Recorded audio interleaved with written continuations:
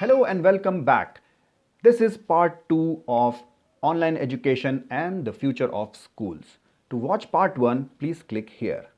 In part 1, we discussed how online learning is limited to mature course takers and it is not yet tweaked for school going children because online schooling has a different set of problems. Let's quickly have a look at the problems with online schooling. A recent study conducted in United Kingdom shows the impact of 25 years of working from home on health. And I'm sure if working from home can do this to a body, studying from home can be equally devastating too. So problem number 1, longer screen time. This is undeniable fact that longer screen time can cause vision problems, eye fatigue, and sleep disorder. And this is by far the biggest concern of parents. Problem number 2, longer sitting hours. A typical school day consists of 6 hours of lessons, but in school, child moves around a lot, stretches his body or her body a lot more. But in the home environment, shoulder pain, back pain, and fatigue can be a real concern for the parents. Problem number 3, less social interaction. As I said, schools are not only for lessons, but the social interaction is a major component.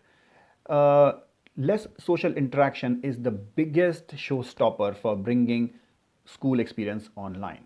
Those little mischiefs, running around in the playground, climbing the swings, making groups, sharing secrets, all these activities, flying paper plane in the class, all these activities are very crucial and they build the characters and personality of the students and prepare them for facing the life.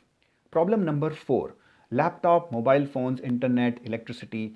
In small towns in India or even in bigger towns, electricity is a major problem. Children come from all kind of family backgrounds. Everybody having multiple devices may not be possible.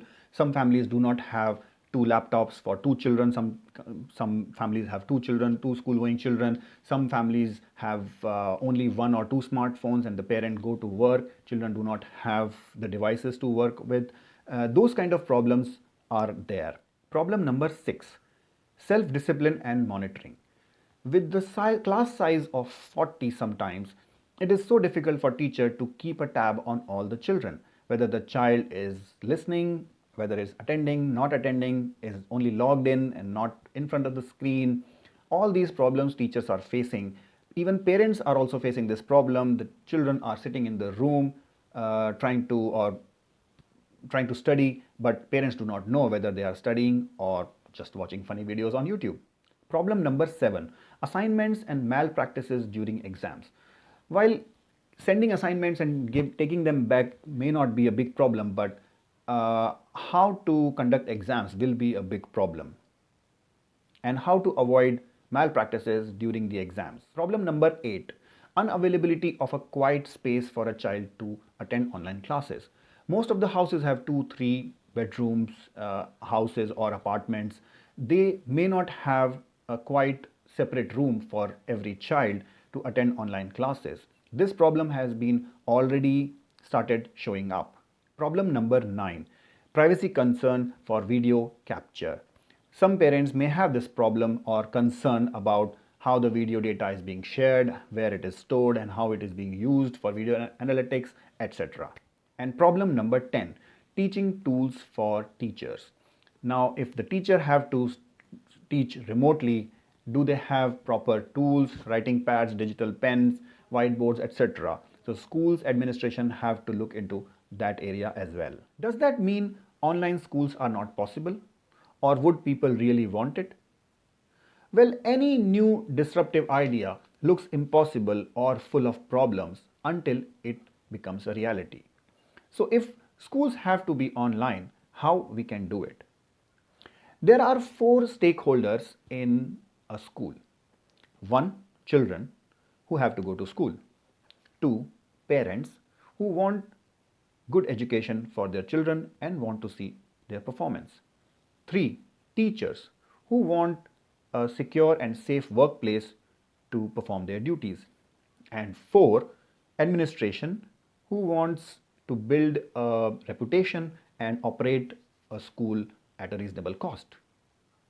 If an edutech company takes cues from all these stakeholders and build a holistic platform to cater the requirements of all these stakeholders, it can possible. For example, cater to the requirements of administration by bringing online their operations.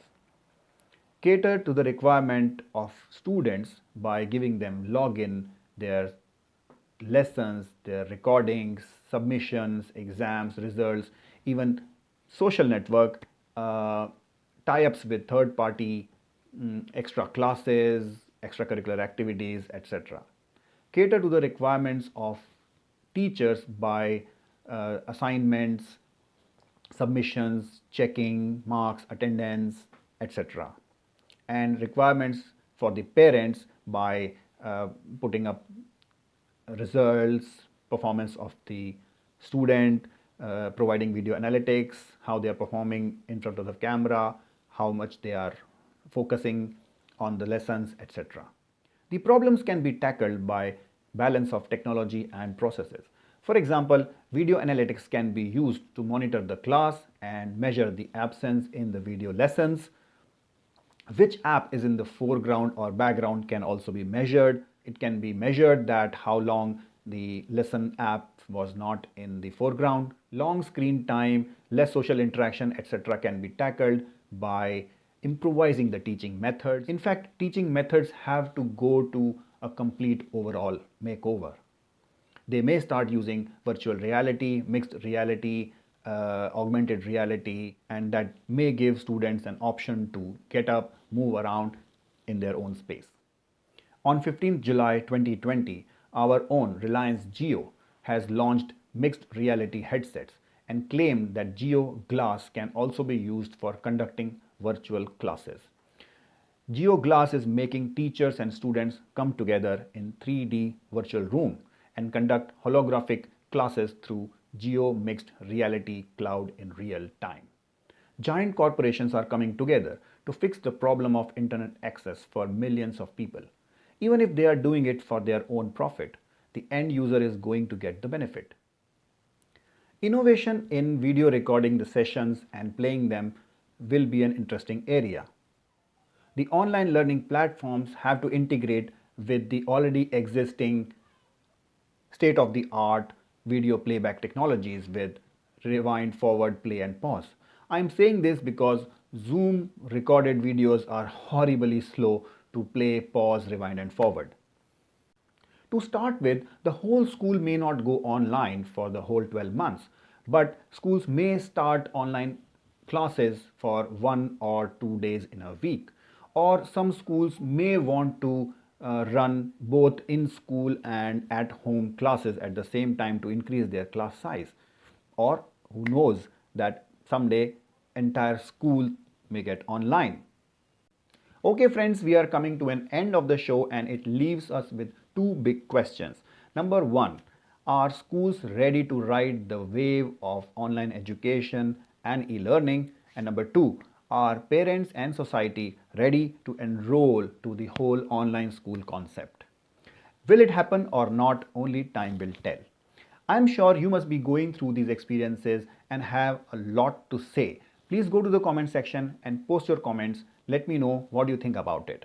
Please subscribe to this channel and share it with your friends. I will meet you again in episode number 3 of Tech Talk with Abhishek. Till then, bye bye.